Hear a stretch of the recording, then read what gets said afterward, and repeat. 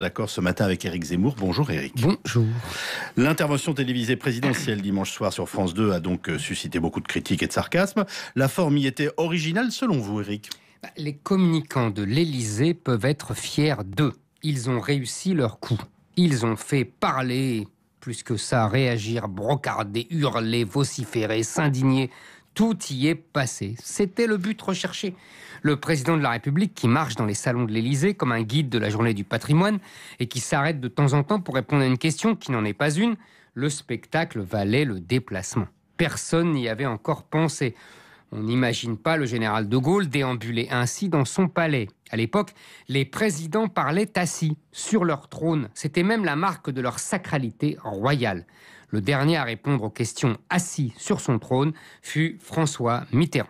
Depuis Jacques Chirac, les présidents français sont debout à la manière américaine. Ils ne sont plus des monarques. Sarkozy et Hollande ne seront jamais des rois. Le peuple ne leur a jamais pardonné cette auto-désacralisation.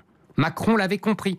Il en a rajouté dans la raideur hiératique dès son avènement et a cherché tous les lieux qui évoquaient l'histoire de France pour donner le poids du sacré à son élection démocratique.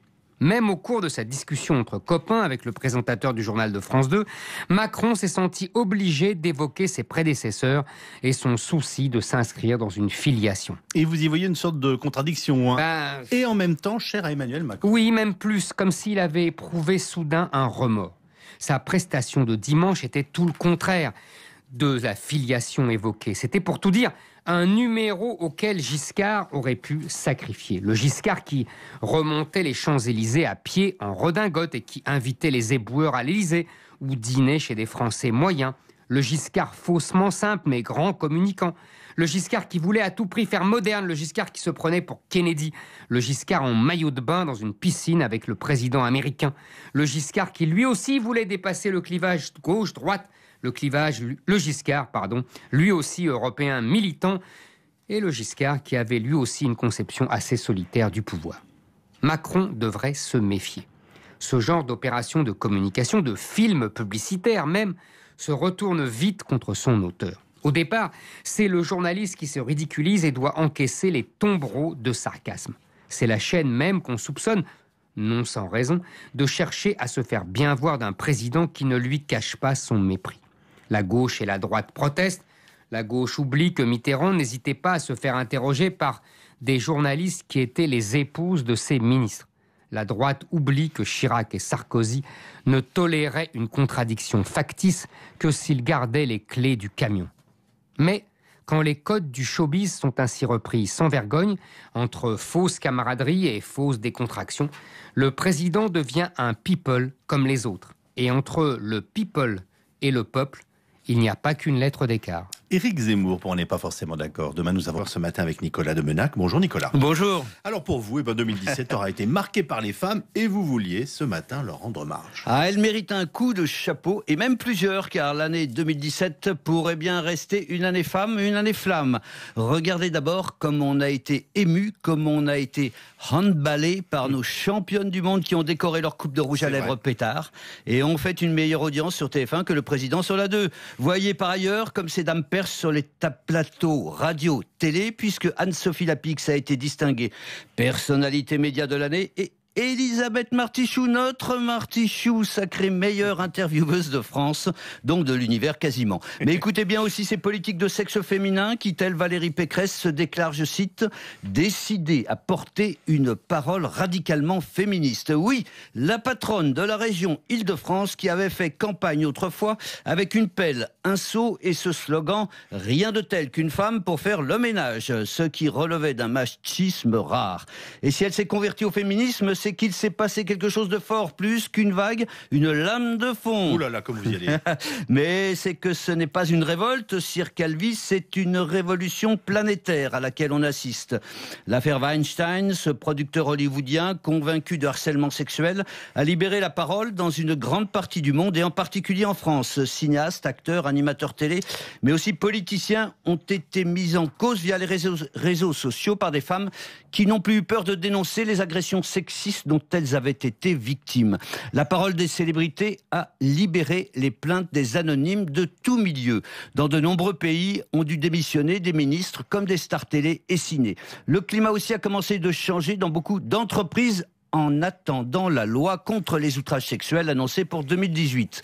La honte a changé de camp, avec une mobilisation qui prend des dimensions politiques comme aux États-Unis, où il y a eu un miracle en Alabama, un miracle féministe, puisque ce sont les femmes qui ont fait battre dans cet État ultra-conservateur un républicain harceleur qui avait le soutien total de Donald Trump, lui-même mis en cause pour son machisme indécent. Mais vous le savez, certains craignent quand même les débordements de ce mouvement. Oui, les révolutions entraînent toujours des débordements, mais en l'affaire, ils ont été plus que rares. Les fausses dénonciations ont été exceptionnelles.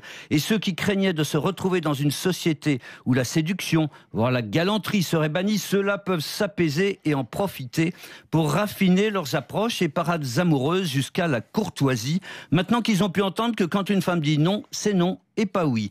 Et qu'ils se rassurent, comme le disait Stendhal dans son livre De l'amour, rien n'empêche un rossignol de chanter au printemps. Nicolas Deménac, ce matin avec Éric Zemmour. Bonjour Éric. Bonjour. Le rapport sur le projet de construction de l'aéroport de Notre-Dame-des-Landes a donc été remis hier au Premier ministre. Les 3 médiateurs refusent de trancher. Ce sera donc au président de la République de le faire à la fin du mois de janvier. Et oui, c'est une longue histoire qui s'achève. Une très longue histoire, presque aussi longue que la Ve République.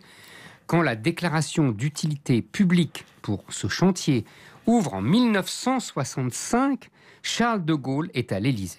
Plus de 50 ans plus tard, 178 décisions de tribunaux et 7 présidents de la République, la première pierre de l'aéroport de Notre-Dame-des-Landes n'a toujours pas été posée. Le temps est passé qui a transformé une idée à la mode en une idée ringarde, un projet moderne en un projet désuet. Peu importe de savoir qui techniquement a raison ou tort, comme l'a noté le dernier rapport administratif à ce sujet. Il y a des arguments raisonnables des deux côtés.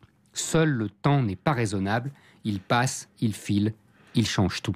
Dans les années 60, c'était le temps de l'État roi, l'État aménageur, l'État modernisateur, l'État bétonneur, l'État planificateur, qui construit à tout va, centrales nucléaires, villes, aéroports, autoroutes, maisons de la culture, piscines, bientôt lignes de TGV.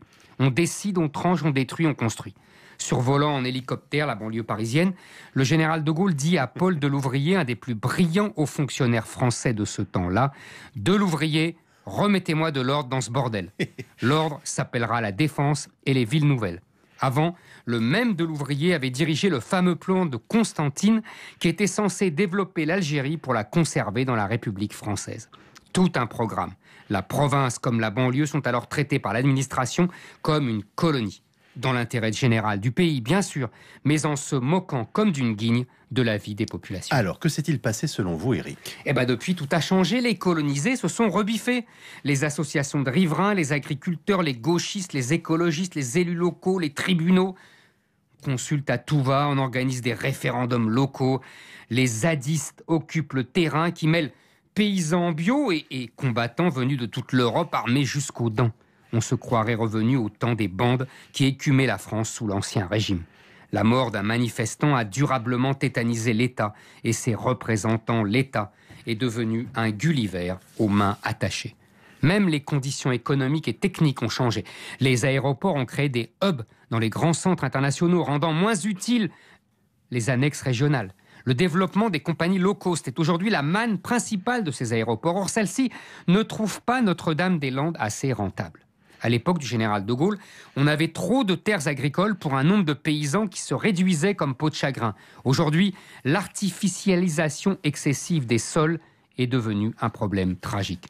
Dans les années 60, les politiques se faisaient élire sur les tonnes de béton qu'ils coulaient.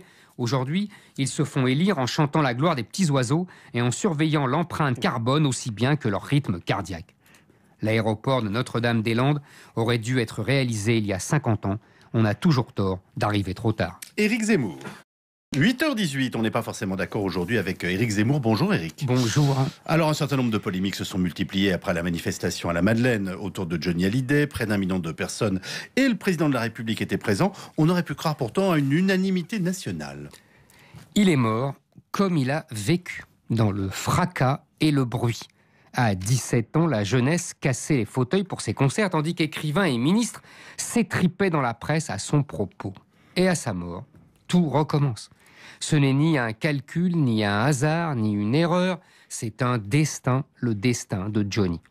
Jeune, il incarnait le coup d'État de sa génération qui arrachait le pouvoir à une société d'adultes qui ne demandait qu'à se laisser subvertir. Mort, il voit descendre dans la rue le petit peuple des petits blancs, comme dit Alain Finkielkraut, cette France périphérique qui communie avec son héros en se moquant bien de ses frasques fiscales.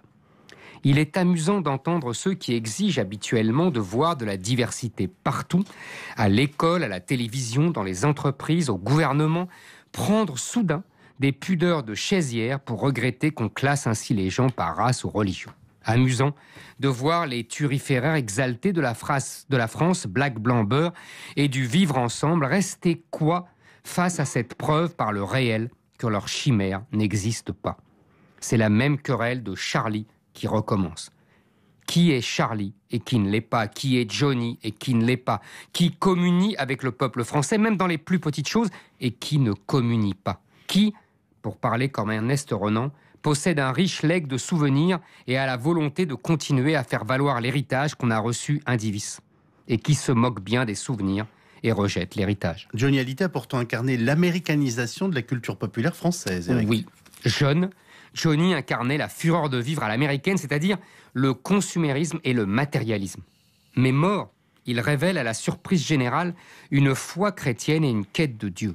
La mort catholique de Johnny ressemble à celle des grandes libertines de l'Ancien Régime qui faisaient une fin dans la religion après avoir beaucoup péché. On comprend la fureur des laïcards à la Mélenchon qui d'instinct a compris que Johnny incarnait in fine ce peuple qui ne veut pas mourir, ce peuple à la fois si français et si catholique, même s'il est largement incroyant et ne pratique plus grand-chose. On comprend mieux le réflexe de tous ceux qui congratulent Emmanuel Macron au nom de la laïcité d'avoir renoncé à saisir le goupillon pour bénir dans l'église le cercueil du défunt. Les mêmes pourtant qu'il aurait agonie d'injures s'il n'avait pas posé une kippa sur sa tête en entrant dans une synagogue ou s'il avait refusé au nom de la laïcité d'enlever ses chaussures en pénétrant dans une mosquée. Tout se passe comme si la vie et la mort de Johnny étaient une parabole morale qui prouve que la jeunesse ne peut régner éternellement ni impunément, que le matérialisme n'a pas de réponse à toutes les angoisses de l'être humain et qu'un peuple n'est pas seulement l'addition de communautés. Comme si, à travers